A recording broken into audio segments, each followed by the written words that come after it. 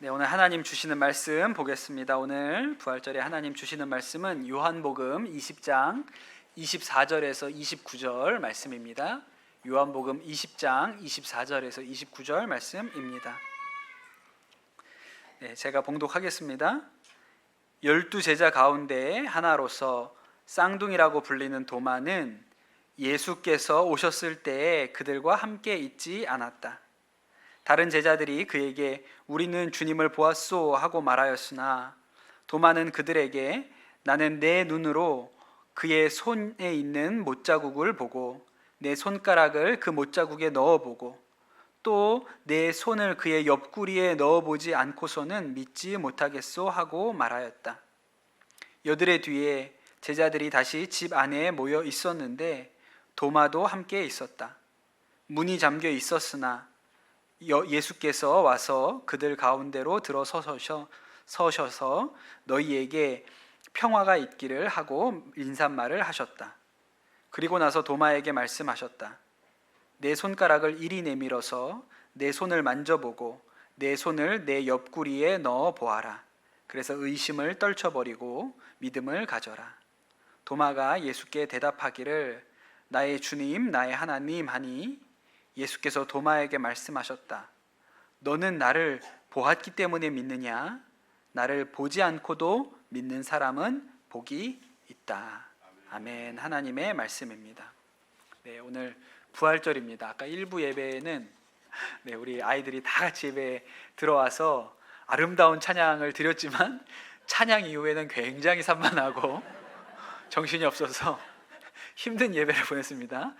우리 2부 예배가 되니까 마음의 안정이 다시 찾아오네요. 네, 교회가 지키는 제일 중요한 절기를 두 개를 꼽으라면 하나는 성탄절이고 하나는 부활절입니다. 그런데 성탄절과 부활절은 조금 그 느낌도 그렇고 의미에도 차이가 있습니다. 우리 교회에서 멀지 않은 곳 여기에서 수서역 가다 보면 길 옆에 임마누엘 교회라고 감리교회가 하나 있습니다. 저랑 친한 친구죠. 동기 목사인 우리 김영광 목사님 목회하시는 교회인데 김영광 목사님이 한 5월쯤 되면 늘 좀 마음에 불만스러운 게 하나 있어요. 그 교회가 있는 동네 안쪽에 조그만 절이 하나 있습니다. 그래서 그 초파일이 되면 절은 이렇게 등을 절 안에만 다는 게 아니라 길거리까지 다 달잖아요. 근데 교회가 길 옆에 있다 보니까 교회 옆으로 그 등을 다 달아놔요. 그래서 늘 김영광 목사는 이건 상도에 어긋나는 게 아니냐. 왜 남의 가게 앞에다가 왜 저렇게 자기네 광고물을 붙여놓냐고 그렇게 좀 불만스러워하죠. 근데 요새 보면 절에서 성탄절 앞두고 그 절에다가 예수님의 탄생을 축하합니다 이렇게 현수막 붙이는 일이 간혹 있습니다. 종종 많이 붙이거든요. 그러니까 아마도 우리가 이렇게 관용과 포용의 종교다, 이렇게 우리가 사이좋게 지낸다, 이런 거를 좀 이렇게 강조하려고 그런 현수막을 붙이는 것 같아요. 뭐 그럴 수도 있겠죠. 그런데 절이 예수님의 탄생을 축하합니다라고는 현수막을 붙일 수 있지만 예수님의 부활을 축하합니다라고 현수막을 붙이는 경우는 없습니다. 왜냐하면 예수님의 탄생은 교회도 축하할 수 있고 절도 축하할 수 있습니다. 그런데 예수님의 부활은 예수님을 구원자로 받아들인 사람만 인정할 수 있는 거예요. 그러니까 부활을 축하한다고 하면 그러면 불자가 아니라 그리스도인인 것이죠. 그렇기 때문에 부활을 축하한다고는 이야기할 수 없습니다. 여러분, 그래서 부활을 믿는 것은 태어나신 것을 우리가 아는 것하고는 다른 것이죠. 오늘 예수님의 부활을 의심했던 이 도마를 통해서 오늘 부활절의 의미를 다시 우리가 생각해 보면 좋겠습니다. 성경에 이 도마라는 예수님의 제자는 많이 등장하지 않습니다. 도마를 성경에서 제가 검색을 해봤거든요. 구약에도 도마가 몇 번 나옵니다. 근데 그냥 도마가 아니고 도마뱀이 나옵니다. 도마뱀이 한 3번쯤 나오는 것 같아요. 그리고 신약에 보면 도마는 그냥 12제자 이름에만 나와요. 그러다가 유일하게 요한복음 뒷부분에 보면 도마가 이렇게 한마디씩 이렇게 택택거리는 얘기들이 두 번이 나오고요. 그 다음에 마지막으로 나오는 게 이 의심 많은 도마, 예수님의 부활을 믿지 못했던 이 도마 이야기가 길게 나오는 것이죠. 그래서 우리가 흔히 도마라고 하면 의심 많은 도마 이렇게 부릅니다. 그렇게 도마에 대한 수식어가 붙어 있지요. 예수님께서 십자가에 달려 돌아가시고 사흘 만에 부활하셨어요. 그리고 새벽에 여인들이 그 예수님의 무덤을 찾아갔더니 무덤이 비어 있는 것을 발견하고 제자들에게 가서 예수님의 시신이 사라졌다 그렇게 그들이 알리게 됩니다. 그날 저녁에 제자들이 이제 한 곳에 모여 있었습니다. 아주 혼란스럽고 두려웠죠. 예수님이 죽으신 것도 그들에게 당혹스러운 일이었는데 예수님의 시신이 사라졌으니까요. 그런데 그때 예수님께서 그들 가운데 들어오셔서 평강이 있을지어다 그렇게 이야기를 하셨습니다. 그리고 제자들이 예수님을 만나죠. 그런데 그 예수님께서 이 제자들을 찾아오셨을 때 도마는 그 자리에 없었던 거예요. 이게 굉장히 중요해요. 제가 수련회 아이들 데리고 가보면 늘 문제는 어디서 생기냐면 첫째 날 안 오고 둘째 날 온 애들한테서 생깁니다. 그러니까 앞에 무슨 일이 벌어졌는지를 잘 모르는 거예요. 중간에 오면 그래요. 도마가 꼭 그렇죠. 도마가 그 중요한 순간에 없었기 때문에 자신은, 다른 제자들은 다 예수님을 만났다고 하는데 자신은 예수님의 이미 살아나셨다는 것을 믿을 수 없다. 그러면서 하는 이야기가 내가 내 손으로 예수님의 그 못 박힌 손바닥에 상처에 손을 대봐야, 또 내가 그 예수님의 옆구리에 있는 창자국에 손을 넣어봐야 예수님이 부활하셨다는 사실을 믿을 수 있겠다. 그렇게 이야기를 합니다. 그래서 우리가 이 도마에 대해서 이야기할 때 그가 의심이 많다, 의심 많은 도마 그렇게 이야기를 하죠. 그런데 여러분, 진짜 도마가 의심이 많은 사람입니까? 저는 그렇지 않다고 생각해요. 당연한 일이라고 생각을 합니다. 도마에게 무슨 특별한 의심병이 있었던 게 아니에요. 부활은 그렇게 받아들이기가 쉬운 것이 아닙니다. 아까 이야기한 것처럼 태어난 것은, 우리도 다 태어났는데요, 태어난 것은 뭐 받아들이기 어려운 일이 아니에요. 그러나 죽은 자가 그 죽음에서 살아났다는 일을 믿는 것은 어려운 일이죠. 사실 여러분, 믿음을 가지게 되는 일이 쉬운 일이 아닙니다. 제가 청소년 사역을 하면서 우리 아이들 뭐 여러 가지 이야기들을 듣지만 제일 어려운 상담 중에 하나는 안 믿어지는 걸 어떻게 하냐는 거예요. 내가 교회도 나오고 수련회까지 따라왔는데 안 믿어지는 걸 어떡하냐. 나도 답답하다. 나도 답답해. 그렇게 이야기하는 경우가 참 어려운 일입니다. 근데 이렇게 얘기해 주죠. 너 안에 믿고 싶은 마음이 있는데 안 믿어지는구나. 그런데 그 믿고 싶은 마음이 예수님이 네 안에 주시는 마음이다. 그렇게 가르쳐줘요. 오늘 우리 일부 예배 때 7명의 어린이가 세례를 받았습니다. 초등학교 1학년도 있고 또 6학년도 있고 우리 아이들이 세례를 받았거든요. 지난주에 우리가 이 아이들을 모아놓고 장장 4시간 동안 세례 교육을 했어요. 근데 제가 생각할 때는 이 아이들이 그렇게 아까도 간증도 하고 자신의 신앙 고백도 하고 그러고 세례를 받았거든요. 근데 이제 조금 더 커서 한 중학교 2학년 때쯤 제가 가서 너 예수님 정말 너의 구원자라고 믿어? 예수님이 너의 주인이야? 너 그럼 오늘 죽어도 천국 갈 수 있어? 라고 물어보면 아마 그 중에 상당수는 우쭈쭈하고 대답 못할 거예요. 잘 모르겠어요. 그러는 애들이 생길 거라고 저는 알고 있습니다. 그럼에도 불구하고 세례를 줬죠. 그런데 여러분, 그러니 도마가 특별히 믿음 없는 것이 아니라 믿어지는 일이 어려운 일이고 믿어지는 일이 놀라운 일인 것입니다. 도마가 예수님의 부활을 믿을 수 없다, 나는 보지 못했기 때문에 믿을 수 없다라고 이야기하고 나서 8일이 지났어요. 그날 또 제자들이 함께 모여 있는데 다시 예수님께서 그 제자들을 찾아오셨습니다. 그리고 도마를 찾아오셨어요. 저는 예수님이 일부러 도마를 찾아오시기 위해서 또 오셨다고 싶습니다. 그리고 도마한테 이야기하죠. 내 손을 만져봐라. 또 내 옆구리의 상처도 네가 만져봐라. 그리고 나서 예수님이 하시는 이야기는 그래서 네가 의심을 떨쳐버리고 믿음을 가져라. 그렇게 이야기를 하십니다. 저는 예수님께서 이 8일 후에 제자들을 다시 찾아오신 이유는 딱 한 가지, 도마 때문이라고 생각해요. 왜냐하면 도마에게 믿음을 주기를 원하셨죠. 도마에게 믿음 주기를 원하셨어요. 예수님은 오늘도 우리에게 믿음을 주기를 원하십니다. 예수님이 원하시는 거예요. 우리가 이 예수님의 죄사함과 구원, 또 부활의 영광을 우리가 믿게 되기를 원하세요. 그래서 일부러 찾아오시고 또 손과 옆구리의 상처를 만져보라고 이야기를 한 것이죠. 그러자 도마가 즉시로 나의 주님, 나의 하나님, 그렇게 예수님의 부활을 믿게 되었습니다. 여러분, 만약에 정말 부활하신 예수님께서 우리에게 찾아오셔서 우리 눈앞에 나타나신다면, 그리고 야 만져봐 이렇게 얘기하시면 여러분 믿어질까요? 안 믿어질까요? 그 자리에서 믿어지겠죠. 도마가 했던 것처럼 그 자리에서 무릎을 탁 꿇고 죄송합니다, 제가 못 믿어서 죄송합니다, 분명하네요, 이렇게 믿겠죠. 문제는 뭔가요?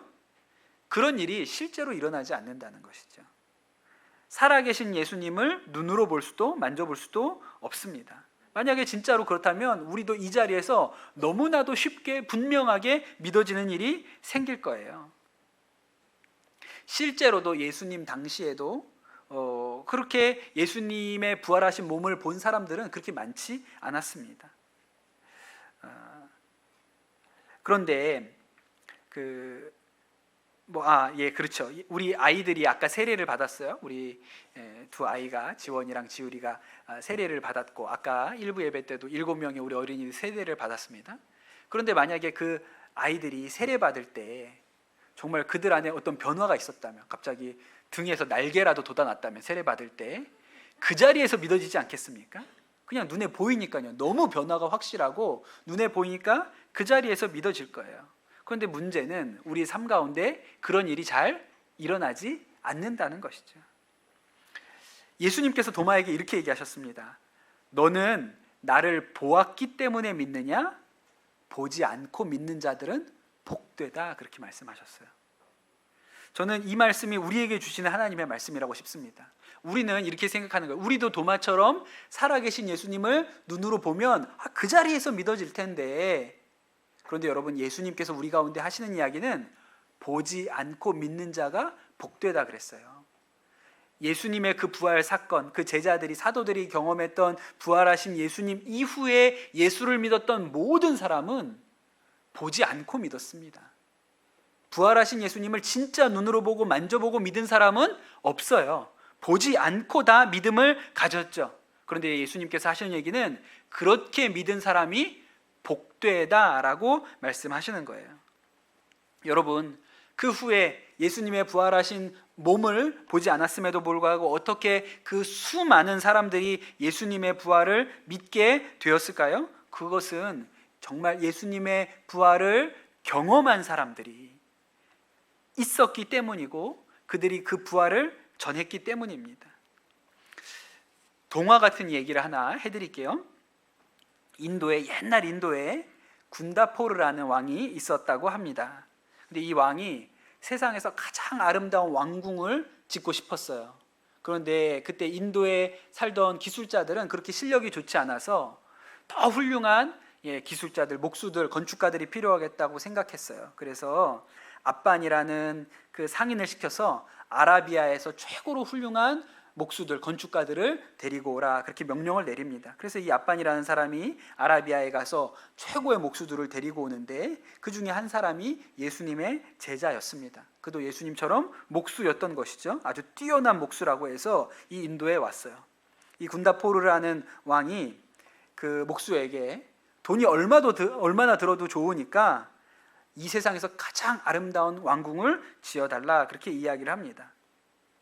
그래서 이 사람이 돈을 받아 가지고 가서 임금님이 원하는 왕궁을 지으려고 하는데, 그때도 그랬나 봐요. 지금도 그런데 인도에 너무나도 가난한 사람들이 많은 거예요. 그것을 보고 이 돈을 가지고 이 임금의 사치를 위해서 쓰는 일이 옳지 않겠다. 그래서 그 돈을 가지고 먹을 것을 사서 가난한 사람들에게 다 나누어 줍니다. 시간이 얼마 지나고 나서 왕이 자신의 왕궁이 얼마나 지어졌는지 궁금한 거예요. 그래서 사람을 보내서 알아오라고 합니다. 근데 신하가 돌아와서 하는 말이, 임금님 큰일 났습니다. 왕궁이 하나도 공사가 시작도 되지 않았습니다. 그 사람이 왕과의 약속을 지키지 않고 있습니다. 그 사람이 여러 도시와 마을을 돌아다니면서 자신이 가진 것을 다 가난한 사람들한테 나눠주고 병든 자를 고치고 악령을 쫓아내고 우리가 알지 못하는 새로운 신을 전하고 있습니다. 그렇게 이야기를 하는 거예요. 그래서 이 군다포르가 너무너무 화가 나가지고 그 목수를 불러드립니다. 그리고 물어봐요. 당신은 내가 말한 그 왕궁을 지었는가? 그렇게 하니까 이 목수가 대답하기를 네, 제가 짓고 있습니다. 그렇게 이야기를 했다는 거예요. 그 왕이 다시 물어봅니다. 그럼 내가 언제쯤 그것을 볼 수 있는가? 라고 물어보니까 이 목수가 하는 이야기가 지금은 아닙니다. 그러나 당신께서, 임금님께서 죽게 될 때는 그 왕궁을 보시게 될 겁니다. 라고 이야기를 해요. 왕이 너무너무 화가 나가지고 이 사도를 감옥에 가둡니다. 그런데 그날 밤에 이 왕의 형제 중에 하나가 병에 걸려서 죽음의 문턱에 이르렀는데 죽은 사람들이 가는 곳에 가보게 되었더니 엄청나게 크고 아름다운 왕궁이 지어져 있는 거예요. 그래서 물어봤습니다. 이게 누구의 것입니까? 누구의 왕궁입니까? 라고 물어봤더니 그 누가 대답을 하기를 당신의 형의 왕궁입니다. 그렇게 얘기를 해주는 거예요. 한 기독교인이 당신의 형을 위해서 하늘에 지은 왕궁입니다. 그렇게 얘기를 해주었다는 거예요. 이 사람이 다음날 아침에 일어나서 군다포로 형님을 찾아갑니다. 그래서 내가 어젯밤에 꿈을 꾸었는데 형님의 왕궁이 하늘나라에 어마어마하게 아름답게 지어져 있다고 이야기를 해주었어요. 이제 군다포르가 이 사도를 옥에서 목수를 옥에서 끌어내고 그에게 세례를 받았다는 이야기가 전해집니다. 그 목수가 누굴까요? 도마예요. 그 목수가 도마. 이 이야기는 제가 지어낸 얘기가 아니고요. 도마 행전이라는 도마에 대해서 옛날 기록되어 있는 책에 나오는 이야기고 지금도 인도의 그리스도인들이 오래된 전승으로 물려 내려오고 있는 이야기입니다. 우리가 가지고 있는 성경에는 도마의 이야기가 오늘 말씀에서 끝나지만 전승에 의하면 도마는 인도까지 복음 전하러 가서 인도에서 창에 찔려 순교했다고 알려져 있어요. 그래서 지금도 인도의 첸나이에 가면 도마의 무덤이 남아있고 그 도마의 무덤 위에 아름다운 교회가 세워져 있지요. 여러분, 도마가 왜 인도까지 갔을까요? 그가 부활하신 예수님을 만났습니다. 예수님께서 일부러 찾아오셔서 자신의 몸을 만져보고서라도 믿는 자가 되라고 이야기를 하셨어요. 그리고 나서 자신 이후에는 그 예수님, 부활하신 예수님을 눈으로 볼 수 있는 사람은 없습니다. 그러나 자신이 받기 때문에 그 부활을 전한 거예요. 사람들이 왜 도마가 전한 이 예수님의 부활을 믿었을까요? 여러분, 누가 자신이 지어낸 이야기를 위해서 예루살렘에서 인도까지가 갑니까? 누가 자신이 만들어낸 거짓말을 지키기 위해서 왕의 재산을 빼돌려서 가난한 사람들에게 나눠줄 수 있겠어요? 여러분, 누가 거짓말을 지키기 위해서 창 끝에 목숨을 내놓겠습니까? 그러니 사람들이 이 도마가 예수님이 부활하셨다는 소식을 전해주었는데 도마를 보니까 저 사람 말이 진짜겠구나, 거짓말이라면 절대로 저런 인생을 살 수는 없겠구나 라고 생각을 했던 것이죠. 그래서 그 이후에 사람들은 보지 않고도 믿었습니다. 보지 않고도 그 부활을 경험한 사람들의 말을 들어보면 저 사람이 저렇게 사는 것을 보면 저 사람 말이 틀림없이 사실인 것 같아 라고 받아들였던 것이죠. 조시 맥도웰이라는 미국의 유명한 목사님이 계세요. 미국에서 CCC를 이끄는 아주 유명한 목사님이시고 또 하여튼 정말 세계적인 복음 강사이세요. 근데 이분이 대학교 2학년 때까지는 아주 철저한 무신론자였고 그냥 무신론자였을 뿐만 아니라 기독교에 대해서 아주 공격하는 하여튼 험한 말을 쏟아내는 그런 사람이었습니다. 그가 이렇게 된 까닭은 그의 가정이 너무 불우했기 때문에 그래요. 아버지가 아주 심각한 알코올 중독자였습니다. 그래서 술을 먹으면 막 진짜 온 집안을 박살내고 또 어머니를 그렇게 많이 때리고 자식도, 이 조씨도 많이 아버지한테 매맞고 자랐어요. 어머니가 피투성이가 되어 있는 모습을 수도 없이 봤습니다. 그리고 나중에 이 어머니도 진짜 그렇게 남편한테 매맞으면서 살다가 나중에 일찍 돌아가시게 돼요. 그리고 또 한 가지 사건이 있었는데, 그렇게 좀 가정에서 방치되며 자라다 보니까 그 가정이 이제 농장을 했는데, 농장에서 일하던 일꾼 중에 웨인이라는 청년이 있었는데, 이 웨인이 이 조씨를 어렸을 때부터 성추행을 했습니다. 꽤 오랜 시간 동안 그런 일들이 이루어졌어요. 그러니 이 조씨의 삶은 완전히 다 무너져 내려 있었고, 11살 때 이미 자신의 인생에 대해서 결론을 내렸습니다. 이 세상에 사랑, 인생의 의미, 하나님, 이런 것은 없어. 그런 건 다 지어낸 얘기야. 만약에 진짜로 그런 것이 있다면 어떻게 나 같은 인생이 있을 수가 있겠어. 그래서 그때부터 하나님을 저주하고 기독교에 대해서는 아주 싫어하는 마음을 가지고 살았습니다. 대학에 진학을 했는데, 그때 그 대학에 자신에게 복음을 전하려던 그리스도인들이 있었어요.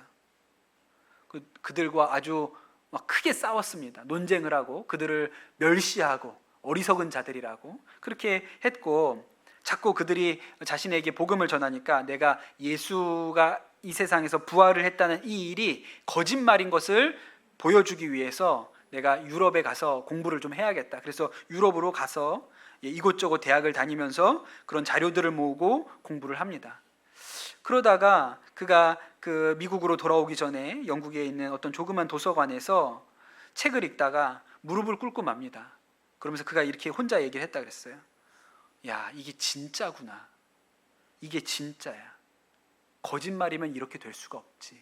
그렇게 그가 이 예수 그리스도의 부활을 받아들이게 됩니다.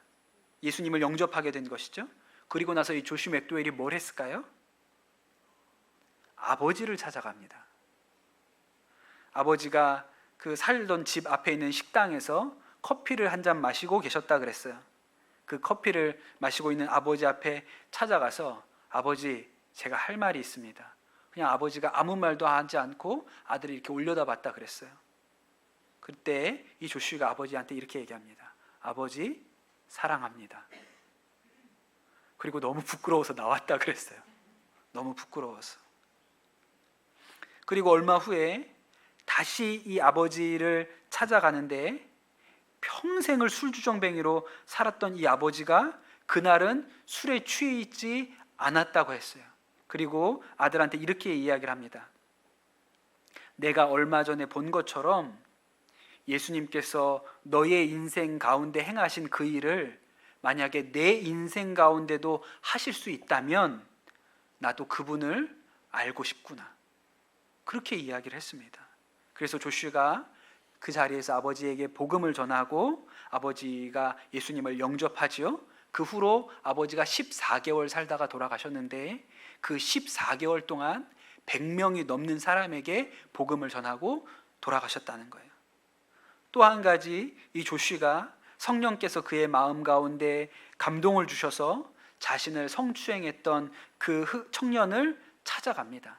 그리고 그를 만나서 그에게 복음을 전하고 예수님께서 당신의 모든 죄를 용서해 주셨습니다 라고 선언하고 돌아와요.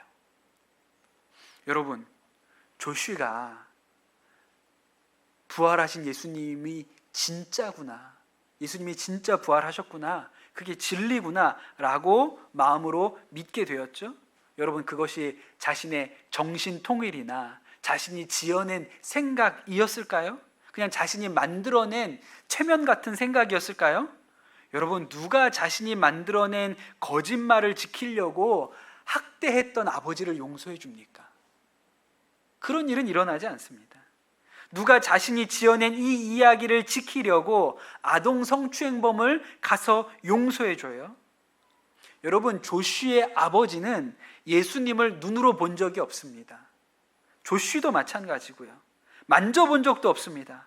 그런데 아들의 변화된 모습을 보고 이건 진짜구나, 예수님이 부활하지 않으셨다면 어떻게 우리의 인생에 이런 일이 일어날 수 있을까라고 생각하고 받아들인 것이죠. 그리고 그도 부활에 합당한 삶을 살게 된 것입니다. 여러분, 예수님께서 이렇게 얘기하셨어요. 보지 못하고 믿는 자들이 복되다. 여러분, 우리가 다 그 말에 해당되는 자들입니다. 우리가 본 적 없고 만져본 적이 없지만 우리가 부활하신 예수님을 경험하였습니다. 그리고 우리가 그 예수님을 경험하였기 때문에 우리의 삶을 통해서도 그 부활하신 예수 그리스도가 증거되는 것이죠. 여러분, 그 조시 맥도웰 목사님이 쓰셨던, 자신의 이야기를 쓰셨던 그 책 제목이 의심에서 확신으로입니다. 저는 여러분도 그 의심에서 믿음으로 들어가시는, 그리하여 여러분의 삶을 통하여 그리스도의 부활이 증거되는 복되고 아름다운 인생을 사시게 되시기를 예수님의 이름으로 축복합니다. 오늘 우리 주신 말씀 붙들고 같이 기도하도록 하겠습니다. 주님, 우리가 부활의 증인으로 살아가는 믿음이 있게 하여 주옵소서. 주님, 우리가 부활하신 예수님을 만져보거나 눈으로 보지는 못하였지만 그러나 우리도 그 부활에 참여한 자가 되게 하여 주시고 우리를 통하여 예수 그리스도의 부활이 증거되는 은혜의 역사가 일어나게 하여 주시옵소서. 이 시간 우리 합심해서 같이 기도하도록 하겠습니다. 기도합시다. 주님, 우리를 위하여 십자가를 지시고 죽임당하시고 그러나 사흘 만에 사망 권세를 이기시고 살아나신 우리 예수 그리스도를 우리가 찬양합니다. 무덤에 계시지 아니하고 살아나셔서 모든 잠자는 자들의 첫 열매가 되셨으니 또한 우리도 그 예수 그리스도의 부활에 동참한 두 번째 열매, 세 번째 열매가 되게 하여 주시옵소서. 주님, 오늘 우리가 말씀에 들은 것처럼 우리가 부활의 증인의 삶을 살아가게 되기를 소원합니다. 하나님, 우리 힘으로는 할 수 없으나 우리 안에 오신 예수 그리스도로 말미암아 하나님, 사람들이 우리를 볼 때 예수님께서 정말로 부활하신 것이 맞구나 라고 하나님의 살아계심을 고백할 수 있는 은혜가 우리를 통하여 흘러나가게 하여 주옵소서. 오늘 우리가 부활절 맞아 감사 헌금 준비하여 하나님께 올려드렸습니다. 이 예물이 이제 새롭게 개척되는 충주 예람교회의 개척을 위하여 흘려가게 될 터이온데 하나님, 예람교회가 아름답고 든든하게 세워지는 것을 인하여 하나님 영광받아 주시옵소서. 또 우리가 그 일을 인하여 함께 기뻐하고 즐거워하는 은혜의 역사가 있게 하여 주시옵소서. 이제는 우리 주 예수 그리스도의 은혜와 아버지 하나님의 크신 사랑과 성령님의 교통하심이 부활의 증인으로 살아가기로 결심한 우리 모든 강남 선한목자교회 성도들 위해 또 함께 예배드린 모든 이들과 또 우리 자녀들 위해 주께서 영원토록 함께 하시기를 간절히 축원하옵나이다. 아멘.